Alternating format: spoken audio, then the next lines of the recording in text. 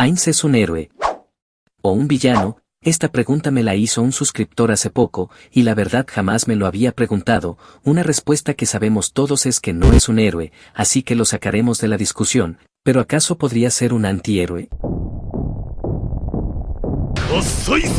Como pudimos ver a lo largo de la serie, Ainz cometió muchísimos crímenes, ya que al ser un no muerto perdió todo tipo de sentimientos y empatía hacia los demás, aunque no por completo, ya que siente añoranza por sus antiguos amigos, que eran su único punto emocional y por ende, esto lo conecta al gremio y NPC, creados por ellos que son sus únicos recuerdos.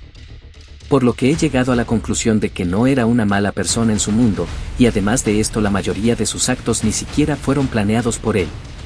Pero al haber perdido la mayoría de sus emociones, sumado a su deseo por no perder los únicos recuerdos que tiene de sus amigos, ha permitido todo tipo de acciones, por medio de una presión emocional indirecta, ya que piensa que si estos se dan cuenta que él no es tan glorioso como ellos creen, lo abandonarán. Y algunas veces su lado humano sale a flote, pero rápidamente es suprimido. Otro punto a destacar sería que él fue transportado en contra de su voluntad, lo que lo haría una víctima de las circunstancias indirectamente. Dicho esto, les estaré dejando el significado de villano y antihéroe. Los villanos cumplen el papel del antagonista ante el héroe o protagonista.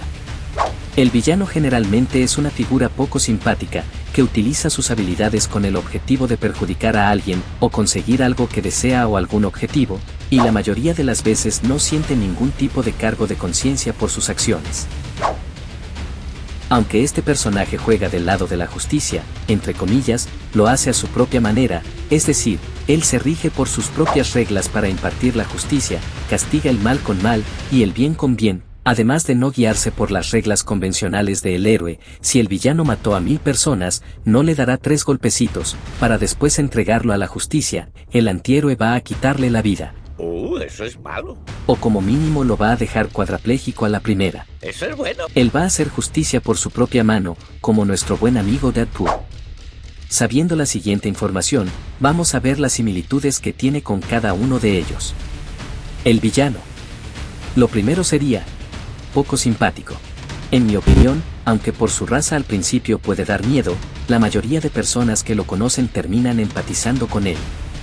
Otro requisito para ser el villano de una serie o anime es que en la mayoría de los casos nunca son protagonistas, y como sabemos él es el prota. Utiliza su poder para conseguir lo que desea. Obviamente lo hace, por lo que no hay que explicar mucho sobre este punto. No siente ningún tipo de cargo de conciencia. Aunque ya mencionamos que esto es debido a su condición de no muerto, eso no lo exime de la responsabilidad de un delito. Ahora vamos con las similitudes con un antihéroe. Juega del lado de la justicia. Ainz ha hecho algunas cosas buenas, pero él provocó las cosas malas que pasaron. Se rige por sus propias reglas para impartir justicia. Como sabemos, él hace su voluntad y decide los castigos para sus enemigos. Castiga el mal con el mal y el bien con el bien. Este punto se lo voy a dar ya que intenta hacerlo, aunque haya masacrado todo un reino, pero esas son pequeñeces. Aunque en similitudes hay un empate, para mí pesan más las cosas malas que ha hecho, por lo que yo diría que el Huesos se asemeja mucho más a un villano. Pero ustedes, ¿qué piensan? ¿Podría entrar en la categoría de antihéroe? Los leo en los comentarios.